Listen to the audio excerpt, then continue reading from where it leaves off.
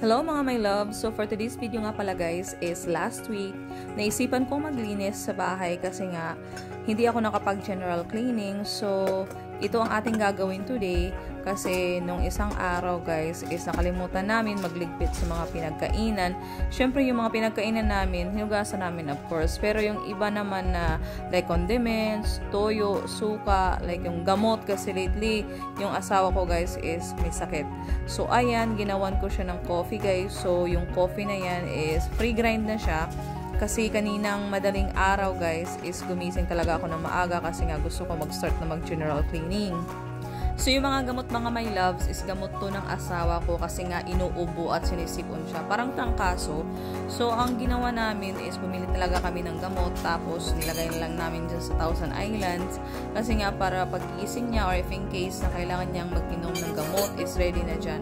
So syempre yung kape niya is naka-ready na rin kasi mahilig siya magkape mga my loves. So ayan na nga mga my loves, niligpit ko yung mga pinagkainan namin kasi mahilig din to kumain yung asawa ko paggabi. Paggabi talaga mga my loves is gumigising talaga siya para lang mag-snack. Ang tawag dun is midnight snack. Ewan ko sa mga lalaki, mahilig talaga sila kumain. So, scientific sa tawag doon mga my loves is pag mga lalaki talaga is mabilis yung mga metabolism nila.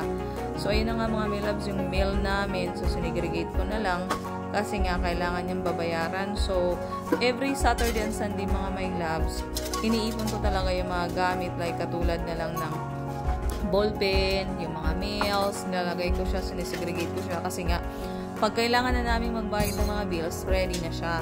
Actually mga my loves, hindi naman gaano kalaki yung bahay namin. Katamtaman lang, may 3 kwarto, sala, kusina, 2 banyo.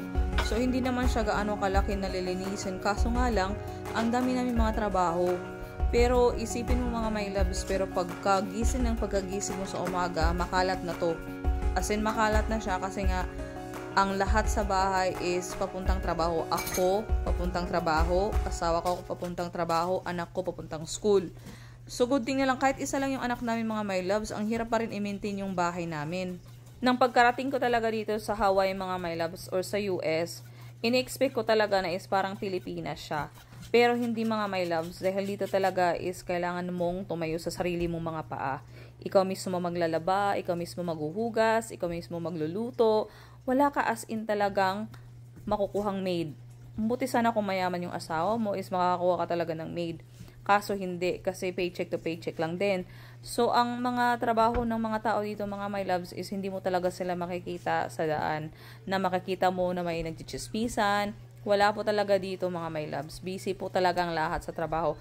Alam niyo yung mga bahay dito mga my loves, hindi mo talaga makikita na may mga tao sa labas or may mga naglalaro, ganyan-ganyan. Hindi mo talaga siya makikita mga my loves. So, ito na nga mga my loves, pakita ko sa inyo. Ito yung area naman dito na nilalagyan ko ng mga kaanik-anikan. Pero, ang gagawin ko ngayon mga my loves is lilinisan ko to kasi nga it's been a while na hindi ko malinisan. Ang spring onion na to mga my loves is nilagay ng anak ko guys kasi gusto daw niya na maarawan. Kasi minsan umaaraw dyan. So, ayun na nga mga my loves. Yung mga condiments is nilalagay ko sa isang grapon. Tapos, yung flour naman, kasi wala siyang lalagyan, so, isisegregate ko yung mga lalagyan dito kasi nga, mahilig kami sa mga grapon-grapon, mga my loves, kasi yung asawa ko is mahilig magluto. Sa bahay talaga siya yung mahilig magluto. Ako talaga, mga my loves, basic lang yung nalalaman ko na pagkain Pilipino. Pero, okay naman na mapapag-aralan yung mga lutong Amerikano. Hindi ko naman sinasara yung sarili kong talent sa pagluto. Alam ko naman magluto, kaso nga lang wala akong pasensya. Wala akong pasensya magluto. So pag basic lang talaga sinasabi natin, yung talagang Pilipinong style ng pagluluto natin. Pag nagdi-general cleaning ako mga my loves sa bahay, pag mga every 3 weeks or every 1 month, doon lang po talaga ako mag-general cleaning kasi nga wala na ako sa oras minsan pag umuwi ka galing trabaho, pagod ka na. So, wala ka na talagang pahinga. So, minsan nga, yung mga trabaho ko sa office, dinadala ko na lang din dito sa bahay. Kasi kung nasa office ka talaga mga my loves, is marami ka talaga Noong una talaga mga my loves, so sabi ko, oh my God, ang sarap naman pala na may asawang Amerikano or nakapag-asawa ng Amerikano. Hindi ko alam mga my loves na pagdating ko talaga dito is pareho lang din pala sa atin mga Pilipino. Nagtatrabaho sila para makapagbayad ng mga bills. Ang iba naman kasi mga my loves, parang stereotype lang talaga ang ating makikita kasi nga yung iba, swerte sila yung asawa nila is mayaman or laking mayaman or may magandang trabaho. Kasi yung lahat talaga mga my loves is hindi mo na talaga masasabi na maswerte ka or hindi sila swerte. Kasi talaga dito naman talaga sa Amerika mga my loves, okay naman yung pamumuhay talaga dito kung masipag ka lang sa trabaho. Kaso yung iba mga my loves is magaganda yung mga trabaho nila, katulad na lang mga kakilala ko dito. As in talaga yung asawa nila, yung mga Pilipina, hindi na sila nagtatrabaho mga my loves. So nasa bahay lang sila. Actually, mga my loves, nung pagkarating ko talaga dito sa Hawaii, hindi naman talaga kami dito dati nakatira. Nakatira kami sa malayong area ng Hawaii kung saan doon is mura yung mga bilihin, mura yung mga renta ng bahay. So, naisipan ng asawa ko kasi nga first time kami magbubukod. So, kailangan namin maghanap talaga ng murang marerentahan. So, ang nangyari, yung area na yun, mga my loves, is kulang doon nakatira. So, alam mo yung parang feel mo talaga mga my loves na ang layo-layo mo sa kabiasnan.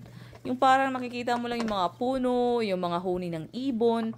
Parang feel mo talaga na home alone ka talaga. Yung parang wala kang kapitbahay. Ang maririnig mo lang yung mga dumadaan na mga sasakyan. Tapos may anak ka pa na umiiyak. Yung feeling na parang yung asawa mo nandoon kasi nagtatrabaho, kasi kailangan talaga magtrabaho mga my loves. Hindi naman talaga as in talaga na aantay ka na lang sa pera. Wala naman sa'yo mabibigay dito sa Amerika mga my loves, so kailangan mo talaga magtrabaho. May naalala nga ako mga my loves habang naggagawa ako ng film ng aking vlog is dati-rati talaga mga my loves yung asawa ko kasi binenta niya yung negosyo niya kasi nga gusto na namin, ayaw na niya magnegosyo. So in short talaga mga my loves, back to zero talaga kami. So back to zero siya. So naawa ko, sabi ko sa kanya, kung ano ang desisyon mo, susuportahan kita. Kung ano man ang mangyari, andito lang ako. Tuloy-tuloy tayo kung ano man ang mangyari. Ako magtatrabaho kung pagod ka na, ako magtatrabaho. Ang sinabi niya sa akin, no, kailangan mong magstay sa bahay kasi ang bata, maliit pa, kailangan ng ina na magsusubaybay. So, iniisip ko na rin yung mga my loves. Ang iniisip ko dati talaga mga my loves, nung mag-motorbike lang yung asawa ko, yung mag-Honda lang talaga pupunta sa trabaho niya. Yung mga tag 2 hours talaga mga my loves, balikan yun na. So, 4 hours. So, ang sabi ko nga sa sarili ko dati, oh my God, ang layo pala talaga ng trabaho ng asawa ko. So, tapos, ang asawa ko naman, pag nag-check sa amin, tinatawagan niya lang ako, tapos uuwi na daw siya. Tapos, ang naawa ko sa kanya mga my loves, kasi pag umuwi siya, minsan maulan, tapos basang-basa siya pag uwi niya mga my loves. Tapos, minsan pa nga mga my loves, nagkukul and sick na lang siya kasi pag ayaw niya talagang pumasok na parang tinatamad. Which is, hindi ko naman talaga siya mga my loves masisisi kasi nga ang hirap talaga mag-commute, lalong-lalo na tag 2 hours back and forth, so 4 hours talaga. So ito na nga mga my loves, patapos na ako dito, hinuhugasan ko na lang yung mga pinagkainan namin the morning, tapos yung mga pots, yung mga Tupperware, yung mga Pyrex na ginamit namin sa pagluluto, hinugasan ko na rin. So ang area dito mga my loves, maliit lang talaga yung kitchen namin mga my loves kasi ang area naman talaga dito is hindi talaga dito dati yung kitchen. So, iniba namin. So, ayan, mga my loves. Yung mga pinagkainan talaga namin, mga my loves. Maliit lang naman, pero marami talaga huhugasin, mga my loves. Every day. Kasi yung asawa ko, pag magluto talaga, is kailangan talaga ang daming mga gamit dyan na nakalabas. Ewan ko talaga sa kanila, mga lalaki magluto. As in talaga, lahat siguro, ino-open na nila lahat. Ako na lang naririndi minsan. So, habang nakikinig ako ng music, mga my loves, minsan talaga may music ako na piniplay dito sa background. Kaso nga lang, hindi ko lang nilalakasan kasi baka tayo dito maligwak. Alam niyo naman, yung kalakaran dito, pag na-detect ka na may mga copyright music, bawal kasi yun. So, yun ang ginagawa ko, mga my loves, para maibsan naman yung pagod ko. Kasi nga, magmamandi na bukas. So, kailangan ko talagang bilisan at saka matapos yung mga tatrabahuin dito sa bahay. Kasi meron pa akong tatapusin na trabaho sa opisina. Yun ang ginagawa ko talaga mga my loves. Pero minsan naman talaga, nag-a-ask ako sa principal kung pwede mag-overtime ako sa bahay. So, tatag 2 hours. So, at least naman, meron naman ako kikitain din minsan. Pangdagdag sa pangbayad din sa bills sa bahay. So, yun ang ginagamit ko mga my loves. Kasi nga, 1 day na lang ako nagtatrabaho doon sa part-time job ko.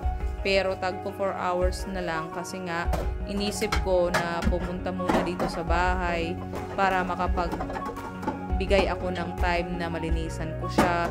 Kasi talaga mga my loves, I think it's been a year talaga na hindi ko talaga natutukan yung bahay. Ang ganda pa naman sa feeling mga my loves na yung bahay natin is malinis.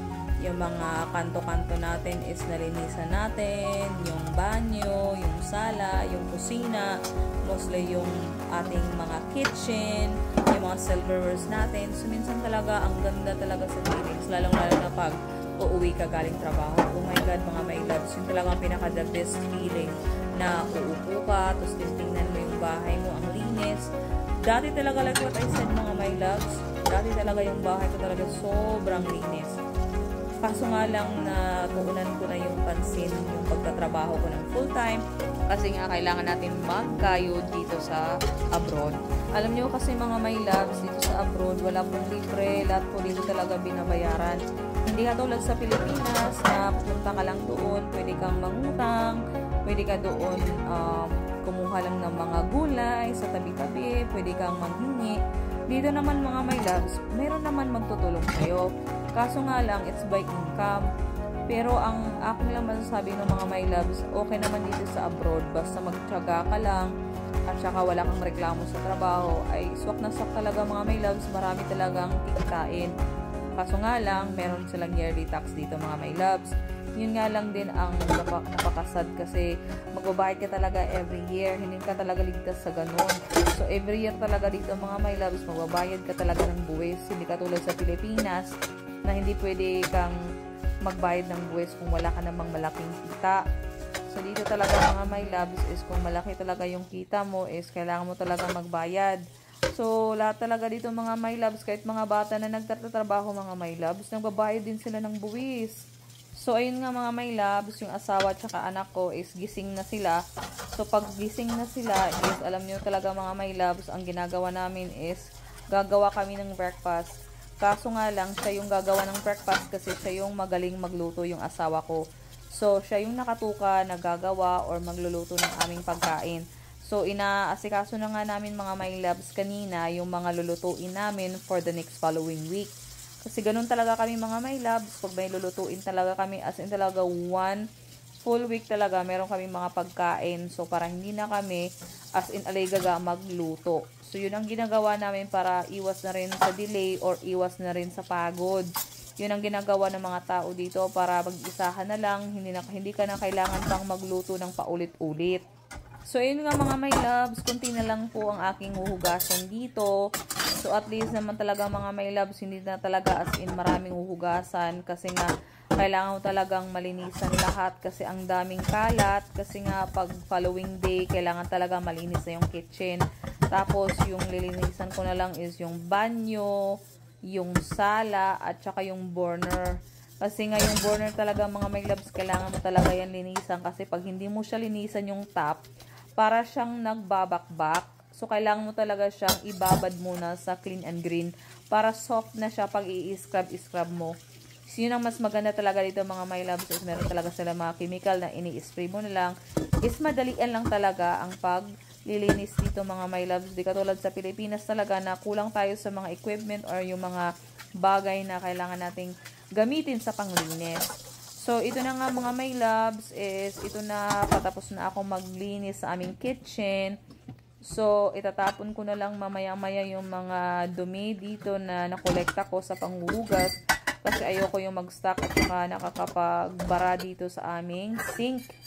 So, yun po yung gagawin natin. So, ayan. Ibababad ko na lang yung iba dito. Kasi nga, patapos na ako. Tapos, kailangan ko nang i-drain yung mga hinugasan ko. Tapos, ilalagay ko na lang mamaya ito sa aming mga cabinet. So, ito na nga mga my loves. Tinatapos ko na yung kitchen namin linisan. So, sana po is hindi kayo na boring sa aking chika dito while cleaning sa aming kitchen. Kasi nga ganito talaga yung ginagawa ko mga my loves pag may mga ganitong gawain. This is my daily life dito sa abroad kasi hindi naman tayo mga prinsesa. Hindi tayo mga Disney princess na pag gising lang natin is meron na tayong pagkain na naka-ready. So ito nga mga my loves is ready na. So at saka ipapakita ko sa inyo gaano kalinis ang aking kitchen. So ayan na mga my loves, malinis na siya. Salamat mga my loves sa pakikinig at sa pag-watch ng aking mini vlogs.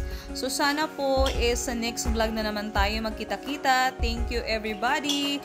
Have a blessed Sunday. Bye-bye!